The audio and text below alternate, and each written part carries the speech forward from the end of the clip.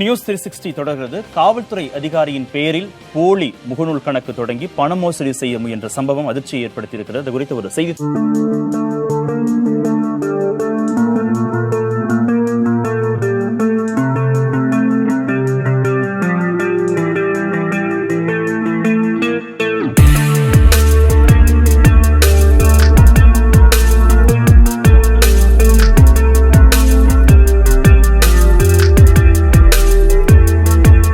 சாமானிய மனிதர்களுக்கு பிரச்சனை என்றால் அவர்கள் காவல்துறையின் உதவியை நாடுவார்கள்.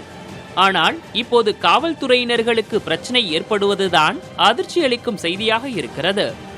காவல் அதிகாரிகளின் பெயரில் போலியாக முகநூல் கணக்கு தொடங்கி அவர்களின் நண்பர்களிடம் பண மோசடி செய்யும் சம்பவங்கள் தமிழகத்தில் அதிகரித்து வருகின்றன.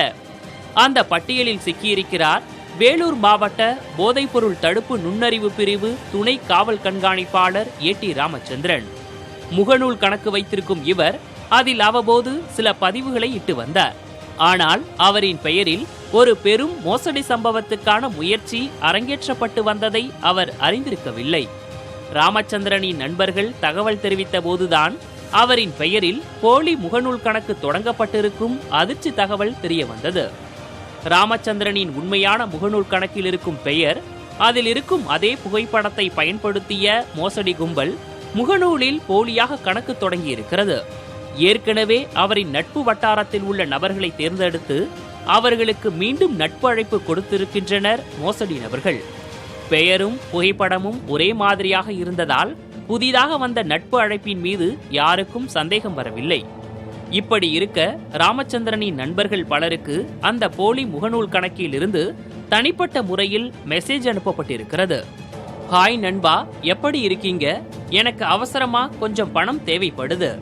உங்க செல்போன்ல கூகுள் பே இருந்தா 15,000 ரூபாய் பணத்தை உடனே அனுப்புங்க என்று மெசேஜ் அனுப்பியிருக்கிறது மோசடி கும்பல். சந்தேகமடைந்த நண்பர்கள் சிலர் ராமச்சந்திரனை தொடர்பு கொண்ட போது ராமச்சந்திரனுக்கு தூக்கி வாரி போட்டிருக்கிறது. சற்றும் தாமதியாத அவர் தன் பெயரில் நடக்க இருந்த மோசடி தொடர்பாக முகநூல், வாட்ஸ்அப் குழு, நட்பு வட்டாரம் என அனைத்து தரப்பிலும் அலர்ட் செய்து விட்டார்.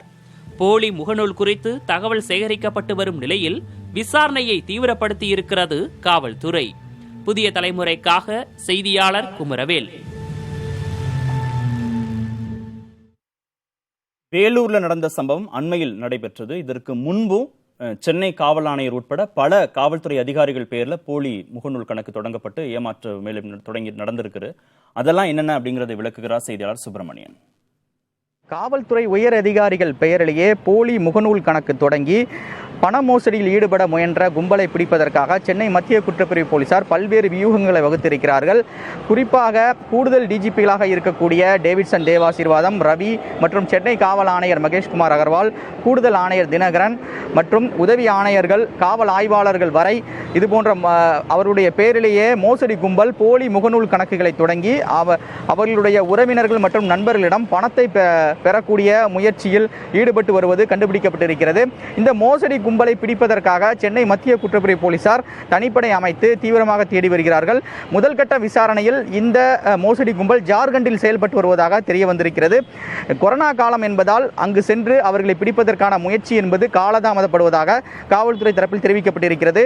ஆனாலும் அந்த மோசடி கும்பல் தொடர்பான விவரங்களை சேகரிக்கக்கூடிய முயற்சியில் காவல்துறை தீவிரமாக ஈடுபட்டு கொண்டிருக்கிறார்கள்.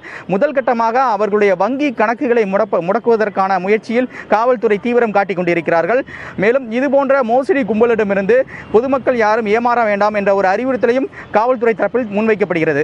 புதிய தலைமுறைக்காக ஒளிப்பதிவாளர் ஜோஸ்வாவுடன் சுப்பிரமணியன். விருந்தினர் இணைந்திருக்கிறார், அவரோடு பேசலாம். திரு கார்த்திகேயன், சைபர் வழக்குகளை கையாளக்கூடிய வழக்கறிஞர். வணக்கம் திரு கார்த்திகேயன். 2 கேள்வி அடிப்படையா இருக்கு. ஒன்னு, ஏன் காவல் அதிகாரிகள் பெயர்ல போலி முகநூல் கணக்கு அப்படிங்கிறது? ஒருவேளை முக்கியமான நபர்கள் நம்மோடு பிரபலமா இருக்கிறாங்க, நட்பு வட்டத்தில் இருக்கிறாங்கிற அடிப்படையில் ஏமாந்து பணத்தை போட்டுறாங்களா அப்படின்றது ஒரு கேள்வி இருக்கு. இன்னொரு கேள்வி குறைந்த அளவில் தான் இந்த பணம் கேட்குறாங்க. ஏமாற்றக்கூடியவர்கள் 10,000 ரூபா போடுங்க, 15,000 ரூபா போடுங்கன்னு தான் கேட்குறாங்க. பெரிய தொகையெல்லாம் ஒன்றும் கேட்கறது இல்லை. ஒருவேளை பெரிய தொகை போட்டால் சந்தேகம் வந்துடும் நினைக்கிறாங்களா? கண்டிப்பாங்க. இப்போ பாத்தீங்க அப்படின்னா முதல்ல கிரிமினல்ஸ் இந்த பிரபலங்களோட ஐடென்டிட்டி தான் டார்கெட் பண்றாங்க. Especially IPS officers, police officers இவங்க எல்லாத்தையும் டார்கெட் பண்ணி ஸோ அவங்களோட பெயரையும் போட்டோகிராஃபும் வந்து பப்ளிக் டொமைன் ஆல்ரெடி இருக்கு. இப்போ சென்னையில் யார் சிட்டி கமிஷனர் கூகுள் பண்ணா தெரியும். ஸோ அந்த மாதிரி ஒரு மாவட்டத்திலையும் யார் எஸ்பி ஆஃபீஸர், யார் வந்து ஐபிஎஸ் ஆஃபீஸர் எங்கெங்கெல்லாம் பிளேஸ் ஆயிருக்காங்கன்றது கூகுளில் போட்டோவே நம்மளுக்கு வந்து தெரியும். ஸோ இந்த ஐடென்டிட்டியை எடுத்துக்கிறாங்க. தென் அவங்களோட போட்டோகிராஃபும் பப்ளிக் டொமைன்ல கிடைக்குது. ஸோ அதை எடுத்துக்கிறாங்க. அதை வச்சு இவங்க ஒரு ஃபேக் ப்ரொஃபைல் கிரியேட் பண்றாங்க. ஸோ இந்த ப்ரொஃபைல் கிரியேட் பண்ணதுக்கு அப்புறம் இதுக்கு ஃப்ரெண்ட் ரெக்வஸ்ட் காமனா கொடுக்குறாங்க. இப்போ நீங்க ஃப்ரெண்ட் ரெக்வஸ்ட் கொடுக்கணும், உங்களுக்கு தெரிஞ்சவங்களுக்கு மட்டும் தான் ஃப்ரெண்ட் ரெக்வஸ்ட் கொடுப்பீங்க. ஸோ மற்றவங்களுக்கு கொடுக்க மாட்டீங்க. பட் இவங்க என்ன பண்ணுவாங்க அப்படின்னா காமனா எல்லாருக்குமே வந்து ஃப்ரெண்ட் ரெக்வஸ்ட் கொடுப்பாங்க. ஸோ ஒரு சாதாரண கடைக்கோடியில் இருக்க ஒரு மனுஷன் வந்து ஒரு ஐபிஎஸ் ஆஃபீஸர் ஃப்ரெண்ட் ரெக்வஸ்ட் கொடுக்குறாருன்னு அவன் கூடிச்சு போயிடுவான். உடனே வந்து நம்ம அக்செப்ட் பண்ணிக்கலாம்னு அக்செப்ட் பண்ணிப்போம். அதுக்கப்புறம் என்ன பண்ணுவாங்க, இவன் போடுற லைக்குக்கும் கமெண்ட்டுக்கும், அதாவது இந்த சாதாரண மனுஷன் போடுற லைக்கும் கமெண்ட்டுக்கும் வந்து அவர் வந்து ரொம்ப அப்ரிஷியேட் பண்ணுவார். ஓகே, ரொம்ப நல்லா இருக்கு, நீங்க நல்லா பண்றீங்கன்னு. இவங்க போஸ்டிங்ஸ்க்கு வந்து ஷேர் பண்றேன், நான் என்னோட வால்ல உங்க போஸ்டிங்கை ஷேர் பண்றேன் அப்படின்வாங்க. ஸோ இதெல்லாம் பார்க்கும்போது ஒரு ட்ரஸ்ட் முதல்ல கிரியேட் பண்ணிடுறாங்க. எவ்வளவு நாள் நடக்குது இந்த உரையாடலாம்? எவ்வளவு நாள் வரைக்கும் இந்த பழக்க வழக்கம் போகும்? இது வந்து பெரிய இதெல்லாம் இல்லைங்க, ஒரு 2 நாள் 3 நாள்லயே நடந்துருக்கு. எல்லாமே வந்து பாத்தீங்க அப்படின்னா it's life time of the fake account ரொம்ப ஷார்ட் தான். ஏன்னா பிகாஸ் உடனே அது தெரிய வந்துடும். ஸோ அதனால life time of fake account ஷார்ட்னும் போது உடனே அந்த ஒரு 2-3 டேஸ்ல வந்து ஜென்ரேட் ஆயிடுறாங்க.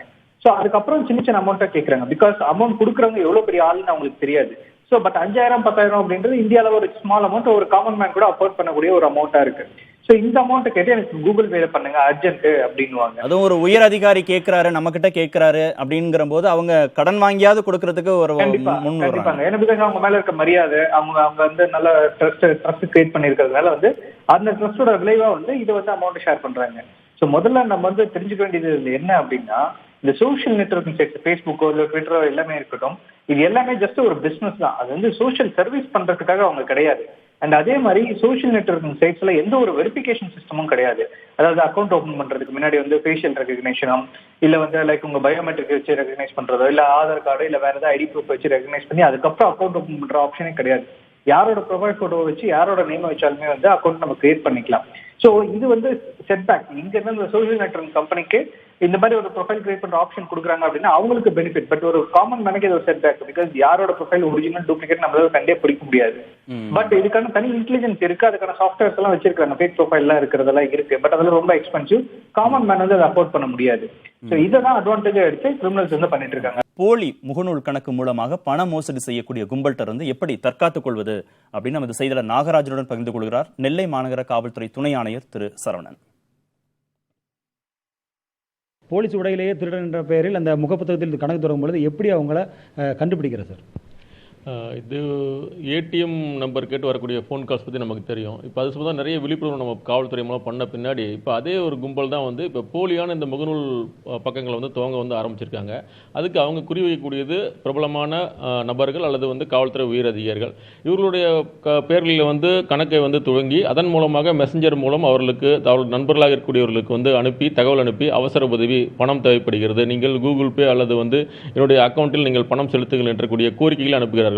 ஏராளமான கோரிக்கைகளை அனுப்பும்போது ஒரு சில நபர்கள் அதில் ஏமாந்து பணம் போடுவதற்கான வாய்ப்பு உள்ளது என்பதால் இந்த யுக்தியை கையாளுகிறார்கள். எனவே பிரபலமான நபர்களோ காவல்துறை அதிகாரிகளோ எந்த காலத்திலும் முகநூல் வாயிலாக இந்த மாதிரி பண உதவியை கேட்கவே மாட்டார்கள். அப்படி ஏதேனும் நீங்கள் உதவி கேட்டு மெசஞ்சர் வரப்பெற்றால் உடனடியாக அந்த அதிகாரியோ அல்லது பிரபலமான நபரையோ தொடர்பு கொண்டு பேசி உறுதி செய்த பின்னரே இது தொடர்பான பண நடவடிக்கைகளை மேற்கொள்ள வேண்டும். இப்போ 100% இது மிக பொய்யான ஒரு தகவல் என்பதை உறுதி செய்ய வேண்டும். நெல்லையிலும் இது போன்ற சம்பவங்கள் நடந்திருக்கு. அந்த போலி முகப்புத்தகங்கள் தொடங்கியிருக்காங்க. ஸோ இந்த மாதிரி அனுபவங்கள் உங்களுக்கு ஏற்பட்டிருக்கா? இந்த மாதிரி சம்பவங்கள் நடக்கும்போது காவலர்கள் உங்களுக்கு கீழ் பணிபுரியக்கூடிய காவலர்கள் எந்த மாதிரியான அறிவுரைகள் கொடுத்துருக்கீங்க? முதலாக இது போன்ற ஒரு தகவல் வந்த உடனே எங்களுடைய காவல்துறை அதிகாரிகள் மற்றும் காவலர் அனைவருக்குமே இது போன்ற பக்கங்கள் துவக்கப்படுகிறது, எனவே எச்சரிக்கையாக இருக்கும் என்று சொல்லியிருக்கிறோம். அதுபோல நெல்லை மாநகர மக்களுக்குமே நாங்கள் எச்சரிக்கை கொடுத்திருக்கிறோம். இது போன்ற உங்களுக்கு செய்திகள் வரப்பெற்றால் அவை போலியானதாக இருக்கும், இருந்தால் நீங்கள் காவல்துறையில் புகார் அளிங்கள் என்று. இங்கு அதுபோல போலி கணக்குகள் துவக்கப்பட தொடர்பாக மாநகர காவல்துறை என்பது வழக்கு பதிவு செய்து விசாரணை என்பது மேற்கொண்டு வருகிறது. இது தொடர்பான கும்பல்கள் தமிழகத்தில் இல்லாமல் வட மாநிலங்களில் டெல்லி மற்றும் மேற்கு வங்காளம் போன்ற மாநிலங்களில் இருந்து செயல்படுவதாக நாங்கள் முதல்கட்ட விசாரணையில் எங்களுக்கு தெரிய வந்துள்ளது. விசாரணையை தொடர்ந்து மேற்கொண்டு வருகிறோம். இதுபோல ஒரு கும்பல் சமீபத்தில் ஆந்திராவில் கைது செய்யப்பட்டுள்ளது. அந்த கும்பல் இதில் தொடர்புடையதா என்றும் நாங்கள் விசாரணை செய்து வருகிறோம். முகநூல்ல யாரையெல்லாம் நண்பர்களா சேர்த்துக்கிறீங்க, எந்த அடிப்படையில் அதை முடிவு செய்யறீங்க அப்படின்னு மக்கள்கிட்டையும் கருத்துக்கள் கேட்டோம். மக்கள் தெரிவித்த கருத்துக்களையும் பார்க்கலாம். நமக்கு ஃப்ரெண்ட்ஸ் அந்த ஃபேஸ் ப்ரொஃபைல் பிக்சரை பார்த்து சேர்த்துக்கிடுறது. பட் அவங்களுடைய உள்ள அக்கௌண்ட்டை சர்ச் பண்ணுவோம். அதில் நல்லபடியான கருத்துக்கள் இருந்தால் அதை அக்செப்ட் பண்ணுறது, மற்ற அக்கௌண்ட்டை அக்செப்ட் பண்ணுறது கிடையாது. மியூச்சுவல் ஃப்ரெண்ட்ஸில் என் ஃப்ரெண்ட்ஸ் யார் இருக்காங்கன்னு பார்ப்பேன், இருந்தால் அதை அப்செட் பண்ணுவேன். இல்லை புது ஃப்ரெண்ட்ஸாக இருந்தால் கோர்ட்டில் போய் செக் பண்ணி பார்ப்பேன், யார் என்னதுன்னு பார்த்து என்னுடைய நேட்டிவிட்டி, என்னோடய ஸ்கூல் காலேஜ் ஃப்ரெண்ட்ஸ் அப்படி இது இருந்தால் அப்செட் பண்ணுவேன். இல்லை நேம் எது இருந்தால் என் கலீக்ஸ் யாரும் ஆஃபீஸ் ஃப்ரெண்ட்ஸ் அப்படி இருந்தால் அப்செட் பண்ணுவேன். தெரிஞ்சவங்கன்னா அக்செப்ட் பண்ணுவேன் சார், இல்லைனா அக்செப்ட் பண்ணுறது. என்னோட ஃப்ரெண்ட்ஸ்னு மட்டும் தான் அக்செப்ட் பண்ண மட்டும் போக மாட்டேன், தெரிஞ்சவங்க மட்டும் தான் கொடுப்பேன். ப்ரொஃபைல் வந்து லாக் பண்ணிக்காங்களா இல்லை ஓப்பனில் வச்சுருக்கான்னு செக் பண்ணுவேன். அது உண்மையான ஐடிங்கிற வெரிஃபை பண்ணுற பட்சத்தில் எனக்கும் அவங்களோட கருத்துக்கள் உடன்பாடு இருந்தால் மட்டும் அக்செப்ட் பண்ணுவேன், இல்லைனா not accept.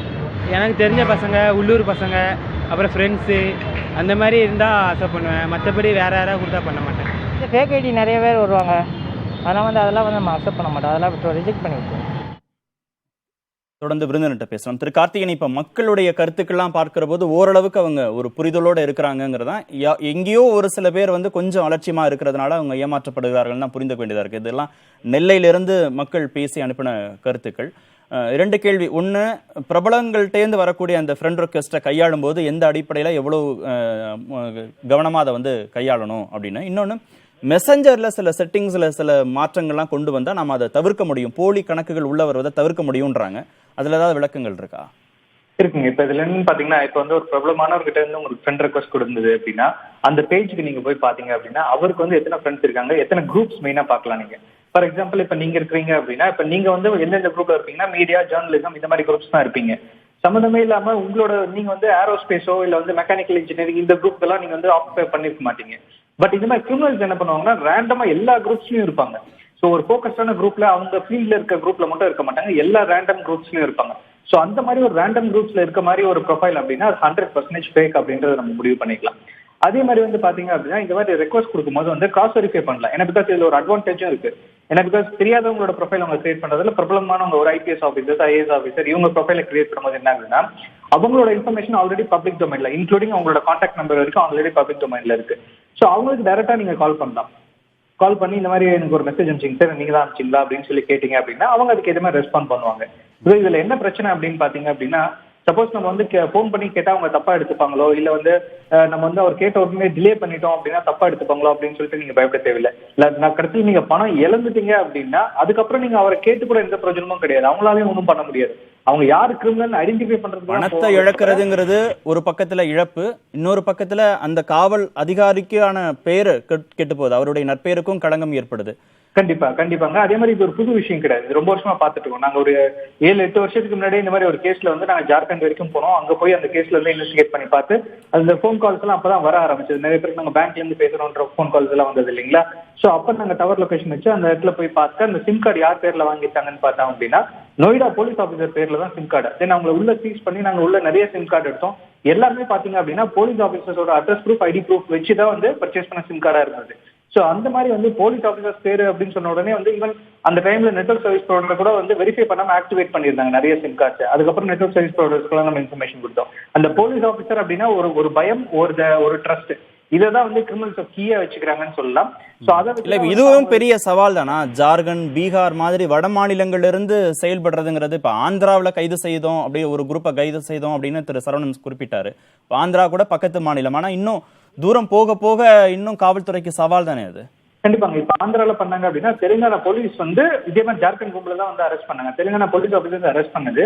So Jharkhand team தான் அவங்களும் ஒரு டீம் அரெஸ்ட் பண்ணாங்க. பட் இது நிறைய டீம் இருக்கு. நாங்க வந்து பல வருஷத்துக்கு முன்னாடி போயிருக்கோம். அவங்க ட்ரைனிங் சென்டர்ஸ் எல்லாம் வச்சிருக்காங்க. சோ அவங்க ட்ரைனிங் சென்டர் வச்சு சொல்லி கொடுப்பாங்க, எப்படி பேசலாம், எப்படி ஏமாத்தலாம், என்ன மாதிரி ப்ரொஃபைல் கிரியேட் பண்ணலான்னு. இந்த மாதிரி போலீஸ் ஆஃபீஸர்ஸ் போனாங்க அப்படின்னா வாலண்டரியா சரண்டர் ஆகிறதுக்குன்னு ஒரு டீம் வச்சிருக்காங்க. சோ அந்த டீமை வச்சு இதை வந்து இவங்க தான் பண்ணாங்க அப்படின்னு போலீஸ் ஆஃபீஸர் வேற வழியில அவங்களை அரெஸ்ட் பண்ணி கூட்டு வந்து வர வேண்டியது இருக்கும். இதை எப்படி கண்டுபிடிக்கிறாங்க? இப்போ தமிழ்நாட்டில் இருக்கக்கூடிய ஒரு ஐபிஎஸ் ஆஃபீஸரோ போலீஸ் ஆஃபீஸரோ தான் தமிழ்நாட்டில் இருக்கக்கூடிய ஒருத்தருக்கு ரெக்வஸ்ட் அனுப்புவாரு. அந்த கனெக்ஷன் அவங்க எப்படி கரெக்டா இங்கே இந்த ஆஃபீஸர் இந்த மாநிலத்தில் ஒர்க் பண்றாரு அப்படிங்கிறதையும், இல்ல இங்க இருக்கக்கூடிய சுரேஷோ வேற ஒரு நபரோ தமிழ்நாட்டை சேர்ந்தவர் தான் அப்படிங்கிறதையும் எப்படி கரெக்டா கண்டுபிடிச்சு லிங்க் பண்றாங்க? இப்போ வந்து இப்போ ஃபார் எக்ஸாம்பிள் நீங்க கமிஷனர் பேர் எடுத்தீங்கன்னா மகேஷ்குமார் அகர்வால்னு இருக்கும். ஸோ அகர்வால்னா அது நார்த் இந்தியன் அப்படின்னு நினைச்சுப்பாங்க. பட் ஆனா வந்து நம்ம எல்லா கவர்மெண்ட் வெப்சைட்ஸ் நம்ம பாக்குறத விட அவங்க ரொம்ப கீனா பார்த்துட்டு இருப்பாங்க கிரிமினல்ஸ். ஸோ கவர்மெண்ட் வெப்சைட்ல இப்போ சென்னை கார்பரேஷன் வெப்சைட்ல போய் பாத்தீங்க அப்படின்னா சென்னை சிட்டி கமிஷனர் யாருன்றது அவரோட போட்டோ போட்டிருக்கோம், அவரோட பேர் போட்டிருக்கோம், எல்லாமே இருக்கும். ஸோ அதை எடுத்துப்பாங்க. ஸோ அப்ப சென்னை அப்படின்னா இங்க என்ன லாங்குவேஜ், இங்க தமிழ் தான் மேஜர் லாங்குவேஜ். ஸோ அப்போ வந்து யாரோட ப்ரொஃபைல் எல்லாம் பாத்தீங்க அப்படின்னா தமிழ்ல அதிகமான வந்து கமெண்ட்ஸ் போட்டிருக்காங்க, இல்ல தமிழ்ல ஏதாவது வந்து ஒரு படம் இருந்துச்சு அப்படின்னா அதுக்கு லைக் பண்ணிருக்காங்களா, ஷேர் பண்ணிருக்காங்களான்னு பார்ப்பாங்க. ஸோ அவங்கள டார்கெட் பண்ணுவாங்க. ஸோ அந்த லாங்குவேஜ் வச்சு தான் மெயினா கனெக்ட் பண்ணுவாங்க. இதே தெலுங்கானா ஆந்திரானா ஓகே அங்க வந்து தெலுங்கு பேசுவாங்க, அதை வச்சு ஈஸியா கனெக்ட் பண்ணுவாங்க. இங்க பாத்தீங்க அப்படின்னா ஒரு கிரிமினலுமே மல்டி லிங்குவலா தான் இருப்பாங்க. யாருமே வந்து நம்ம அளவுக்கு வந்து வெறும் 2 லாங்குவேஜ் 3 லாங்குவேஜ் தெரிஞ்சவங்களா இருக்க மாட்டாங்க. மினிமம் ஒரு 5 லாங்குவேஜாவது கிரிமினல்ஸ் தெரிஞ்சு வச்சிருப்பாங்க. ஸோ அந்தந்த டீம் தான் அதுக்கேற்ற மாதிரி ஒர்க் ஆகும். ஃபார் எக்ஸாம்பிள் தெலுங்கானாக்கு ஒர்க் பண்ண டீம் வேற டீமா இருக்கும், தமிழ்நாட்டுக்கு ஒர்க் பண்ண டீம் வேற டீமா இருக்கும். அதாவது கிரிமினல்ஸோட டீம் வேற டீம் தான் இங்க ஒர்க் பண்ணிருப்பாங்க. ஸோ அவங்க தான் வந்து டார்கெட் பண்ணி இந்த மாதிரி ப்ரொஃபைல்ஸ் கிரியேட் பண்ணி எடுப்பாங்க. இதுல என்னன்னா நான் சொன்ன மாதிரி இந்த ப்ரொஃபைலோட லைஃப் ஸ்பேனே வந்து ரொம்ப தான் கம்மி தான். 1 வாரம் 10 நாள் தான் இருக்கும்.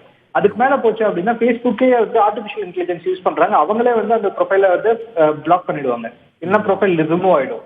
ஸோ ரொம்ப நாளைக்கு அந்த ப்ரொஃபைலும் இருக்காது. பட் இந்த அதுக்குள்ளேயும் அந்த கும்பல் ஏமாத்திட்டு பணத்தை ஏமாத்திட்டு அதுல இருந்து வெளியே வந்துடணும். எஸ் அந்த ஒரு ஷார்ட் டைம் 1 வாரம் 10 நாளுக்குள்ள வந்து பாத்தீங்க அப்படின்னா மக்களை ஏமாத்தி எவ்வளவு பணம் எடுக்க முடியுமோ எடுத்து அவங்க வெளில வந்துருவாங்க.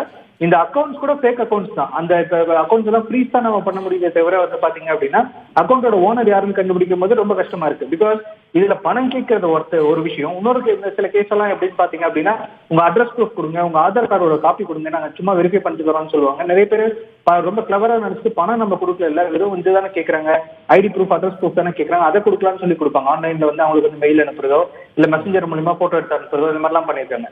ஸோ இந்த அட்ரஸ் ப்ரூஃப் ஐடி ப்ரூஃப் வச்சு ஃபேக்கான அக்கௌண்ட்ஸ் ஓப்பன் பண்ணுவாங்க, பேங்க் அக்கௌண்ட்ஸ் கிரிமினல்ஸ். ஸோ அந்த அக்கௌண்ட்டை வச்சு தான் இன்னொருத்தர்கிட்ட இருந்து பணம் வாங்குவாங்க.